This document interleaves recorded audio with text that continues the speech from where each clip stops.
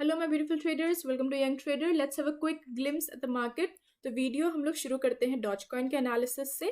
तो कल के वीडियो पे मैंने आपको बताया था कि डॉज कॉइन में ऑलमोस्ट 50% से भी ज़्यादा तक का एक पंप आया था एंड अभी के लिए तो ये अपना इसका जो रेजिस्टेंस है 0.13 पे ये इसको क्रॉस नहीं कर पा रहा है। ठीक है, मतलब कंप्लीट क्रॉस नहीं कर पा रहा है।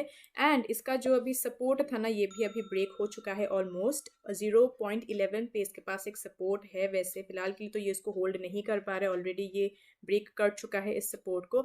एंड अगर ये सपोर्ट कंप्लीटली ब्रेक हो जाता है ना, तो नीचे इसके पास और कोई सपोर्ट है ही नहीं। आई थिंक सो 0.08 के आसपास इसके पास एक सपोर्ट है। वैसे ये मैंने ऑन द स्पॉट बनाया है, मतलब मिला है मुझे। यहाँ पे एक सपोर्ट है शायद इसके पास, ठीक है। एंड अगर ये इस सपोर्ट को भी होल्ड नहीं कर पाया ना, then it will be a risky more kind of a thing. ठीक है, यहाँ पे इसके पास एक सपोर्ट है। तो अगर ये इस सपोर्ट को होल्ड नहीं कर पाया तो यहाँ पे भी एक रेजिस्टेंस है। अगर ये इसको भी मतलब अगर ये इस रेजिस्टेंस को भी तोड़ नहीं पाया तो ये पूरा सिनेरियो ही थोड़ा सा रिस्की बन जाएगा। और एंड अगर इलॉन मस्क ने कुछ भी डॉज कॉइन के फेवर में कुछ भी बोला ना, तो ऑफ कोर्स यहाँ पे हमें एक और पंप देखने को मिल सकता है। ठीक है, लेकिन अगर इलॉन मस्क ने कुछ ज़्यादा इंपॉर्टेंस नहीं दी डॉज कॉइन को, तो आई डोंट थिंक सो हमें ज़्यादा मूव देखने को मिलेगा यहाँ पे। ठीक है, तो आप थोड़ा सा केयरफुल रहिएगा। ठीक है, क्योंकि इलॉन मस्क की हर एक बात कहीं ना कहीं डॉज कॉइन को इफेक्ट करेगी ही। ओके, अभी हम लोग बिटकॉइन में आते हैं। तो बिटकॉइन वाले इस चार्ट को मैंने 1 आवर के टाइम फ्रेम पे सेट करके रखा है एंड यहाँ पे एक ट्रायंगल पैटर्न फॉर्म हो रहा है। ठीक है, एक छोटा सा पैटर्न है, ये ज़्यादा बड़ा नहीं है। एंड अगर ये पैटर्न ब्रेक हो जाता है ना, तो इसका जो नेक्स्ट सपोर्ट बनता है वो बनता है $20,100 के आसपास। ठीक है, एंड अगर ये सपोर्ट को होल्ड नहीं कर पाया ना, तो इसका अगला सपोर्ट बनता है $19,500 के आसपास।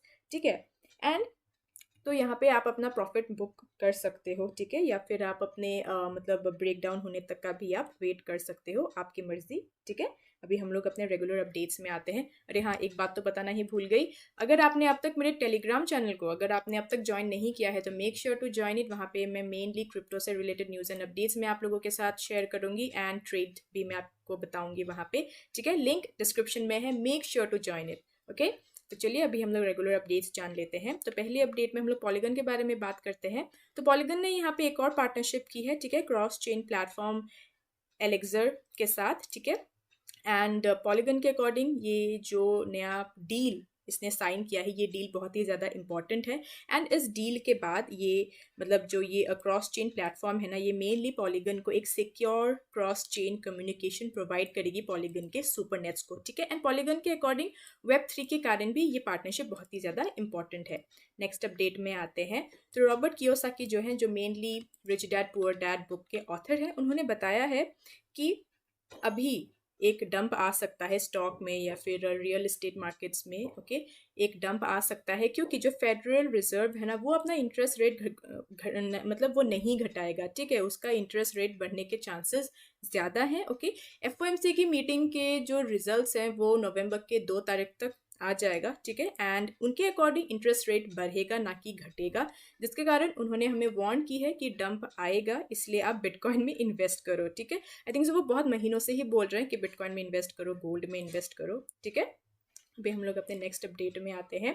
तो कार्डानो के जो फाउंडर हैं चार्ल्स हॉकिंसन, उन्होंने बताया है कि अब ट्विटर जब इलॉन मस्क के अंडर आ चुका है, तो अभी चांसेस हैं कि डॉज कॉइन कार्डानो में माइग्रेट हो जाएगा, मतलब शिफ्ट हो जाएगा। एंड कार्डानो के फाउंडर ने ये भी बताया है कि अगर डॉज कॉइन कार्डानो के साथ मर्ज मतलब sorry not merge actually migrate अगर होना चाहता है, तो कार्डानो वो फ्री में ही कर देगा। ठीक है, मतलब कार्डानो को डॉज कॉइन से कुछ भी नहीं चाहिए, लेकिन अगर डॉज कॉइन चाहता है तो वो माइग्रेट आराम से कर सकता है कार्डानो पे। नेक्स्ट अपडेट में आते हैं। तो जो FTX है ना, FTX के चीफ ने इलॉन मस्क को उन्होंने बताया था कि वो इन्वेस्ट करना चाहते हैं ट्विटर में ऑलमोस्ट $8 बिलियन से लेके $15 बिलियन तक।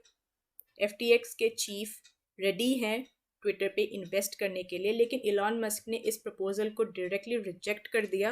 उन्होंने बताया कि ब्लॉकचेन और ट्विटर एक साथ नहीं आ सकते, that is somehow a very critical kind of a thing, इसलिए उन्होंने FTX के इस प्रपोजल को डायरेक्टली ही रिजेक्ट कर दिया। लास्ट अपडेट में आते हैं। तो इथेरियम के जो को फाउंडर है विटालिक बुटेरिन, उन्होंने बताया है कि क्रिप्टो से रिलेटेड जो पॉलिसीज है ना या फिर जो रूल्स एंड रेगुलेशंस है वो कहीं ना कहीं क्रिप्टो के प्रोजेक्ट्स को अच्छे से एग्जीक्यूट होने नहीं देते हैं। ठीक है, बहुत सारे ऐसे क्रिप्टो पॉलिसीज हैं या फिर क्रिप्टो रूल्स एंड रेगुलेशंस है जो कहीं ना कहीं क्रिप्टो के इकोसिस्टम को हैम्पर करता है। ठीक है, बहुत सारे ऐसे रूल्स एंड रेगुलेशंस है, तो उन्हीं बात पे विटालिक ने बताया है कि ऐसे रेगुलेशंस को हटा देना चाहिए। कहीं ना कहीं अब तक क्रिप्टो से रिलेटेड अच्छे पॉलिसीज या फिर रूल्स एंड रेगुलेशंस अब तक अप्लाई नहीं हुए हैं, जिसके कारण इंटरनल इकोसिस्टम मतलब क्रिप्टो के इकोसिस्टम पे मतलब प्रॉब्लम्स होती है। ठीक है, तो उन्होंने एडवाइस किया है कि शायद या फिर अभी भी क्रिप्टो रेगुलेशंस उतने अच्छे नहीं हैं एंड इनमें कुछ चेंजेस होने चाहिए या फिर आने चाहिए। सो आज के लिए बस इतना ही। Thank you for watching the video. अगर आपको वीडियो अच्छा लगा हो तो make sure to like it, channel को भी आप सब्सक्राइब कर दीजिए। मिलते हैं नेक्स्ट वीडियो पे। Bye bye.